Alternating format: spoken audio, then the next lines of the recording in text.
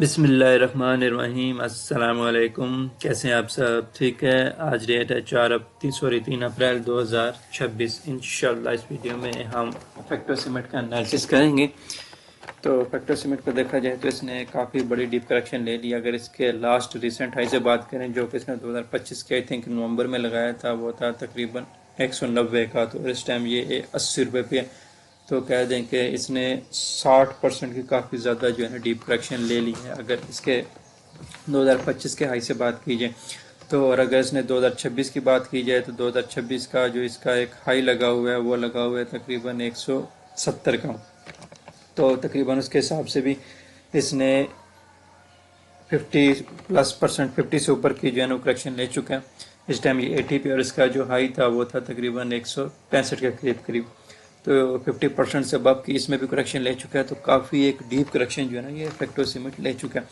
Facto cement की जो actual rally चली थी 2024 के नवंबर अक्टूबर में चली थी। उसने काफ़ी जो है स्ट्रॉन्ग किस्म की रैली स्टार्ट की थी 30-35 रुपये से सीधा जिसने एक हाई लगाया था 119 का लगाया था। फिर काफ़ी ज़्यादा डाउन है इसका जो लगा था तो ये 60 का एक लो लगा था। ये भी कह देंगे इसकी 50% की करेक्शन थी 120-30 से। जो लो लगा था ये 55-60 के करीब जो है लो लगा था। तो एक 50% के करीब इसने 2025 में भी करेक्शन ली थी, लेकिन फिर जंग यहाँ पे ख़त्म हुई थी। यहाँ से इसने दोबारा से जो है अपसाइड का पोटेंशियल कंटिन्यू किया। फिर ये पूरा टाइम जो है एक रेंज में रहा, तकरीबन 4-5 महीने जो है ये रेंज में रहा। जून, जुलाई, अगस्त, सितंबर और अक्टूबर के जो है ना स्टार्ट में इसने जो एक्चुअल रैली थी, जो पिछला हाई लगा हुआ था उसको ब्रेक किया 122 वाले। इसको ब्रेक करने के बाद दोबारा से मोमेंटम कंटिन्यू किया और 100 तकरीबन कह दें कि 200 के करीब जो है एक हाई लगाया। अच्छा, फिर इसने जो है डाउन साइड की तरफ मोमेंटम शुरू किया। तो इसने एक जो सपोर्ट क्रिएट की थी वो ये थी तकरीबन 135 के करीब जो है ना इसकी एक सपोर्ट थी। 125 से 135 के दरमियान ये एक सपोर्ट जोन था, वो इसने ब्रेक किया। वहाँ से दोबारा से मोमेंटम कंटिन्यू किया। और जब से जंग का सिनेरियो शुरू हुआ तो तब से तकरीबन जंग शुरू हुई थी तकरीबन 28 फरवरी से। तो फरवरी से तकरीबन 99 से ये 80 रुपये पे आ चुका है। 200 से तकरीबन 80 रुपये पे आ चुका है। तकरीबन 20% की जो है कह दें कि एवरेज करेक्शन ले चुका है। उसके बाद जो इसकी नेक्स्ट सपोर्ट थी वो ये वाला जोन था, इसने ये भी ब्रेक किया। तकरीबन वार के सिनेरियो में ये वाली सपोर्ट ब्रेक किया। अभी दोबारा से जो है ना ये काफ़ी ज़्यादा एक पिछले 3-4 दिनों से एक ही जगह पे। तो इसकी जो पिछली पाक इंडिया वाली जो सपोर्ट थी वो ये वाली थी।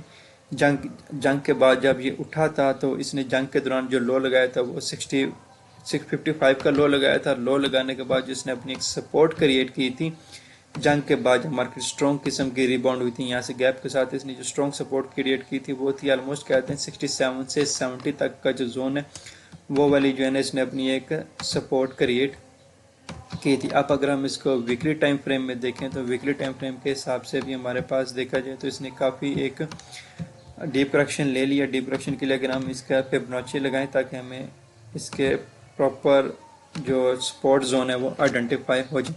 अच्छा, 0.61 था। 0.5 के बाद नीचे हमारा डिस्काउंटेड जोन स्टार्ट होता है। पहला होता है 0.61। 0.61 से मार्केट ने रिएक्शन दिया, तकरीबन यहाँ से दोबारा से 0.5 तक गया, लेकिन वहाँ से स्टील इसको सेलिंग प्रेशर फेस हुआ तो स्टील अंडर प्रेशर। अब तक 0.786 आ रहा है हमारे पास उसी जोन पर जहाँ पे पाकिस्तान इंडिया की जंग ख़त्म होने के बाद इसने अपनी सपोर्ट क्रिएट की थी 68 वाले जोन पे। तो हाईली पॉसिबल चांस है कि ये स्टील 68 पे और अपना गोल्डन जोन जो है जो 0.786 का टैप करता है। अगर ये गोल्डन जोन पर टैप करता है तो यहाँ से हमें ज़रूर इसमें पोजीशन क्रिएट करनी चाहिए।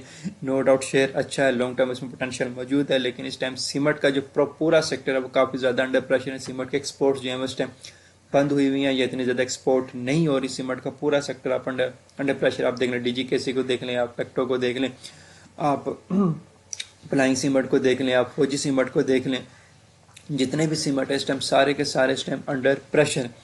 तो फैक्टो का जो आप कहते हैं कि बेस्ट बाइंग जोन क्या है, हमें कहाँ से पोजीशन क्रिएट करनी चाहिए, तो वो 0.786 है हमारा गोल्डन जोन है। हमारे पास पाकिस्तान इंडिया की सपोर्ट भी वहाँ पे आई हुई है जंग के बाद वाली।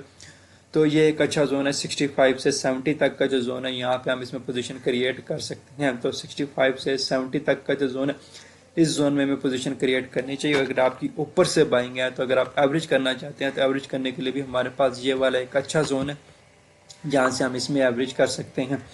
तो 65 से 70 वाला जोन जो है जिसमें आप एवरेज कर सकते हैं, न्यू पोजीशन भी जो है ना वो क्रिएट कर सकते हैं। अभी ये जो है जस्ट अपना वीकली की एक जो फेयर वैल्यू गैप था उस पर दोबारा से सस्टेन कर रहा है। अगर ये इससे नीचे क्लोजिंग दे देता है, तकरीबन 75 के करीब करीब क्लोजिंग दे देता है, तो हाईली पॉसिबल चांस है कि 70 पे आ जाएगा। 65 से 70 के दरमियान जब हमारा फिर गोल्डन जोन आ जाता है, फिर वहाँ से हमें जो है इसमें पोजीशन क्रिएट करनी चाहिए। और नीचे से अगर मैं ट्रेंड लाइन लगाऊंगा तो ट्रेंड लाइन की सपोर्ट भी हमारे पास उसी जोन पे ही आ रही है जो कि हमारे पास गोल्डन जोन है।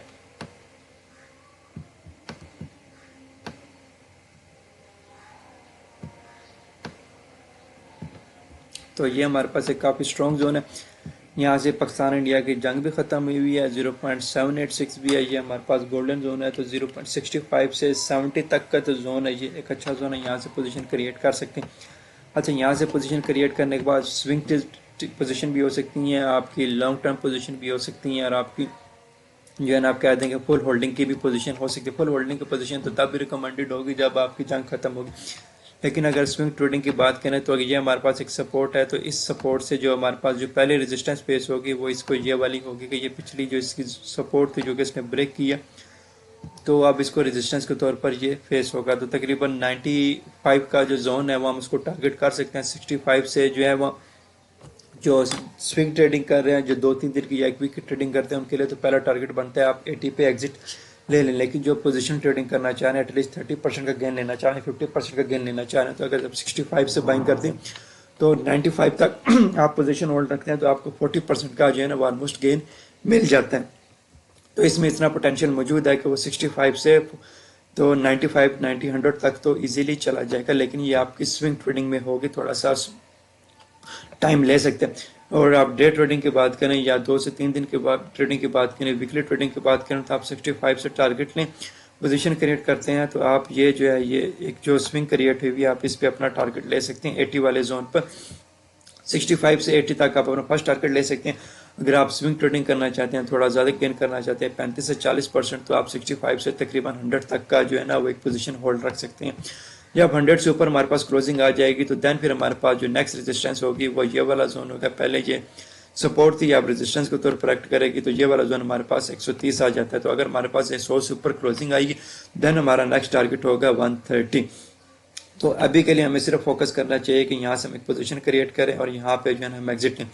और पोजीशन क्रिएट करने का बेस्ट सिनेरियो क्या है कि आप फ्राइडे को भी पोजीशन क्रिएट ना करें, संडे को भी पोजीशन क्रिएट ना करें जब तक ये जंग का सिनेरियो चल रहा है। मंडे वाले दिन मार्केट ओपन होती है, ऑब्जर्व करें मार्केट ओपन कैसे होती है। मार्केट अगर आपके पॉइंट ऑफ इंटरेस्ट पे आती है तो आप वेट करें, क्लोजिंग टाइम में वहाँ से रिजेक्शन मिलती है, अगर आप रिजेक्शन मिलती है तो वहाँ से पोजीशन क्रिएट करें। ट्यूसडे वाले दिन होल्ड रखें, वेडनेसडे वाले दिन होल्ड रखें, और वेडनेसडे के क्लोजिंग टाइम में या थर्सडे के मॉर्निंग में या मिड में आप उसको प्रॉफिट टेकिंग कर सकते हैं। फ्राइडे वाले दिन आपने कोई ट्रेड ओपन नहीं करनी, फ्राइडे वाले दिन जस्ट ऑब्जर्वेशन है, और मंडे वाले दिन भी ओपनिंग में ऑब्जर्वेशन है।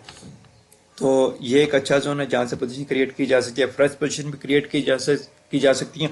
और एवरेज के लिए तो ये एक अच्छा जोन है ताकि आपकी एवरेज जो है ना काफ़ी नीचे आ जाए, 75 तक आपकी एवरेज आ जाए तो आप 80 तक जो है ना फर्स्ट प्रॉफिट ले सकें। लॉन्ग टर्म होल्ड करना चाहते हैं तो फिर आप 95 तक 100 तक भी पोजीशन ले सकते हैं। तो एवरेज उसके लिए आपके पास मस्ट है कि 80 से बिलो होनी चाहिए। 80 से बिलो एवरेज होगी, 70 की रेंज में एवरेज होगी, तो देन आप उसको प्रॉफिट को एंजॉय कर सकेंगे। और अगर आप फ्रेश पोजीशन क्रिएट करना चाहते हैं, फ्रेश पोजीशन के लिए 65 से 70 तक का जोन जो है वो एक अच्छा जोन है जहाँ से आप एक फ्रेश पोजीशन क्रिएट कर सकते हैं। तो इस वीडियो में फैक्टो की यही अपडेट देनी थी। फैक्टो सिमट के मुझे इजाज़त दीजिए, दुआ में याद रखें, चैनल को सब्सक्राइब कर लें, फॉलो कर लें। अल्लाह।